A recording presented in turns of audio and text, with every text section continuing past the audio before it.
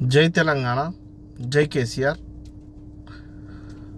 నేను మీ నితిన్ కీర్తన్, తెలంగాణ ఉద్యమకారుణ్ణి. ఈరోజు తెలంగాణ అసెంబ్లీ పరిస్థితి చూస్తుంటే చాలా బాధాకరంగా ఉన్నాయి. ఎందుకైనా మేము తెలంగాణ సాధించుకుంది, ఎందుకైనా మేము తెలంగాణ పోరాటం చేసింది అనే ఒక భావోద్వేగానికి లోనవుతున్నాము. ఈరోజు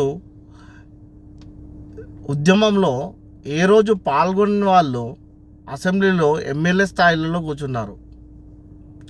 ఏ రోజు కూడా జై తెలంగాణ అనని వాళ్ళు పెద్ద పీఠం మీద కూర్చున్నారు. కూర్చోవడమే కాకుండా తెలంగాణని తెచ్చిన కేసీఆర్ గారిని ఎలా పడితే అలా మాట్లాడుతున్నారు అమర్యాదగా. ఒకసారి వాళ్ళ మనస్సాక్షికే వదిలేస్తున్నాను ఈ ప్రశ్నని.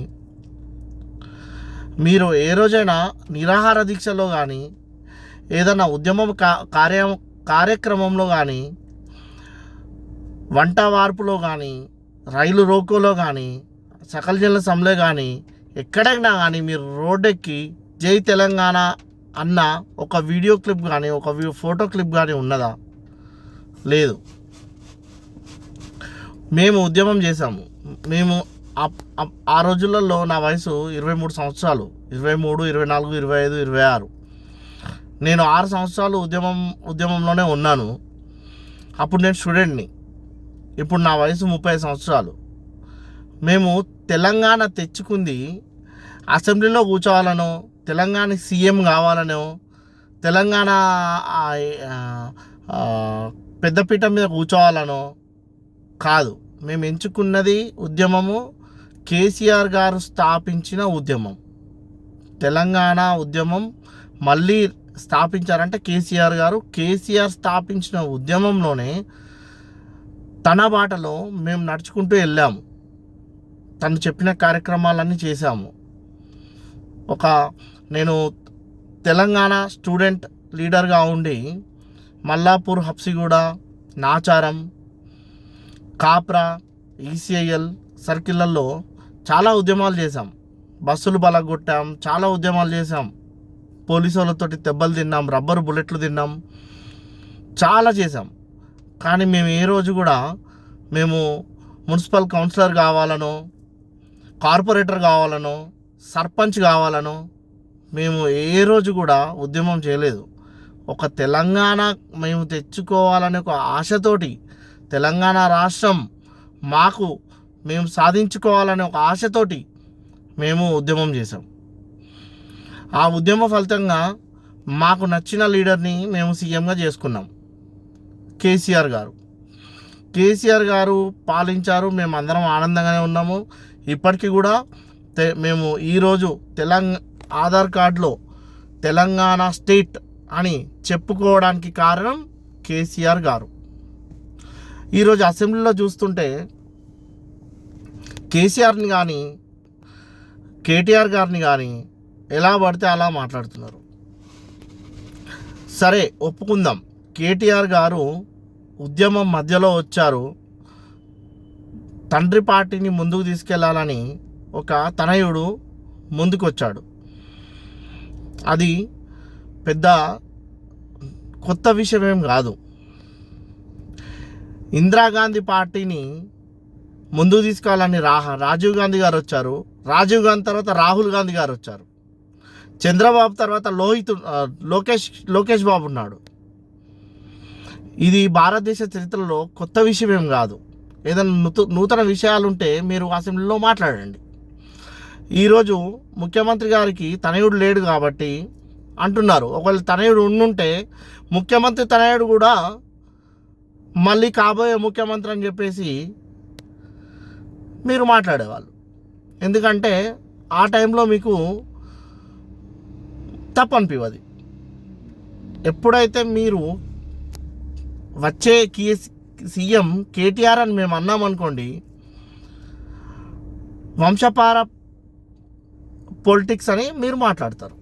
కానీ మీరున్నది కూడా వంశపారపరంగా వస్తున్న పొలిటికల్ పార్టీలోనే. మొదటి పాయింట్. నిన్న జరిగిన అసెంబ్లీలో కడియం శ్రీహరి గారు ఒక మాట అన్నారు. ధరణి అనేది అంతా ఒక ఫ్రాడ్, ధరణి అనేది ఒక బూటకం, ధరణిని అడ్డం పెట్టుకొని గత ప్రభుత్వం చాలా కబ్జాలు చేసింది అని మాట్లాడారు. మరి గత ప్రభుత్వంలో మీరు లేరా?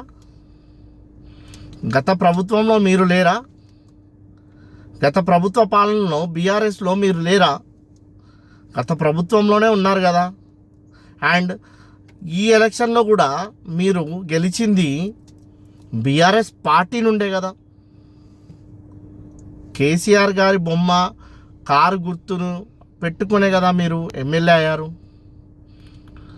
ఒక్కసారి మీ మనసు మీద చెయ్యేసుకొని చెప్పండి. ఓకే. ఇంకోటి, ఈరోజు సీఎం గారు కడియం శ్రీహరి గారిని చాలా పెద్ద ఎత్తున పొగుడుతున్నారు. ఇదే సీఎం గారు ఒకప్పుడు కడియం శ్రీహరి గారిని అవమానించారు. అది కూడా మేము చూసాం.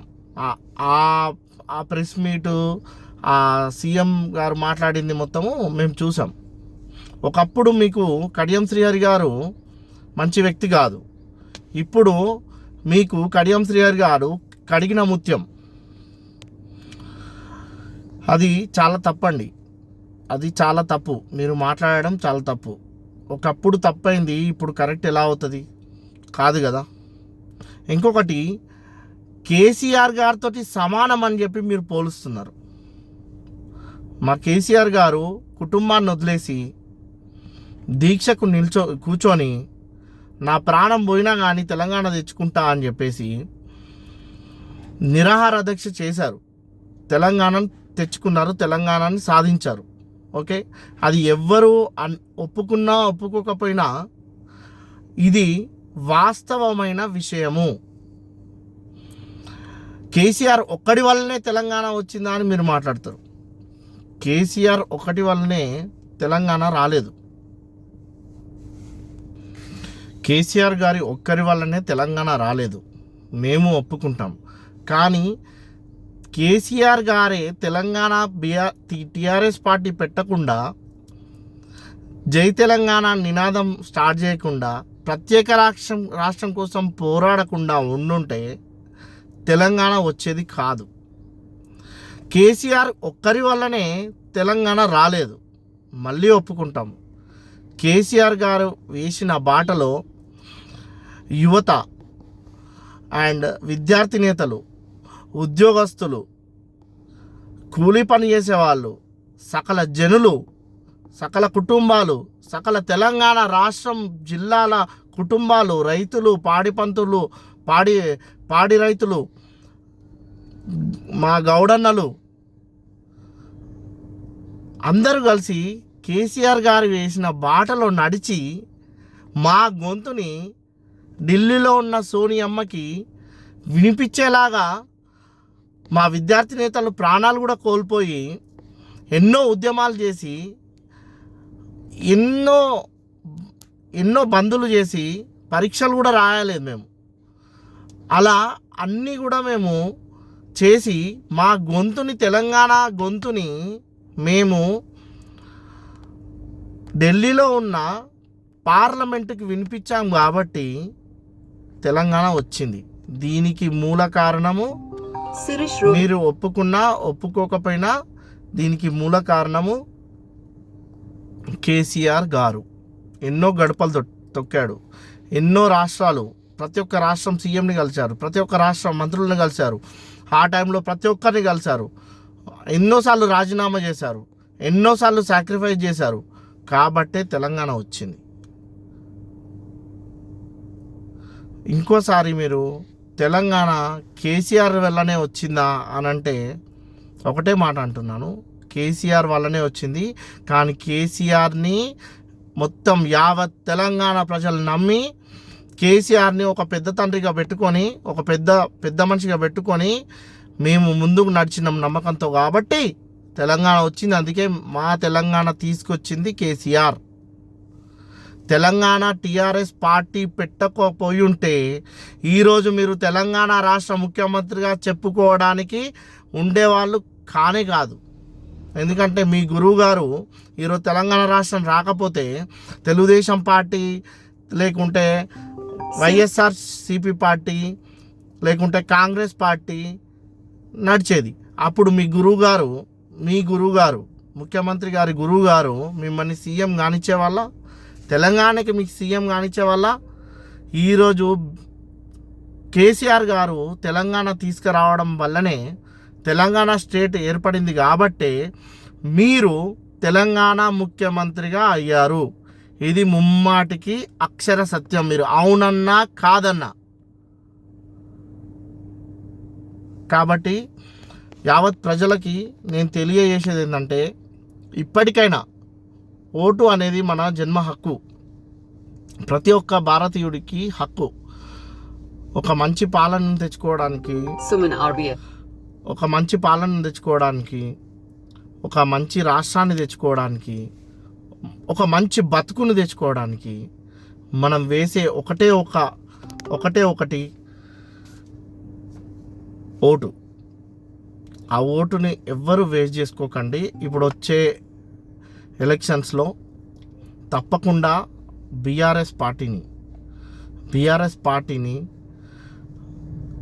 గెలిపివ్వండి. మళ్ళీ మన ప్రభుత్వం రావాలి. మళ్ళీ ఈ 2.5 సంవత్సరాల్లో మన ముఖం మీద చెరిగిపోయిన నవ్వుని మళ్ళీ తీసుకొచ్చుకుందాం. మన కేసీఆర్ గారిని మళ్ళీ ముఖ్యమంత్రిగా చేసుకుందాం. Thank you.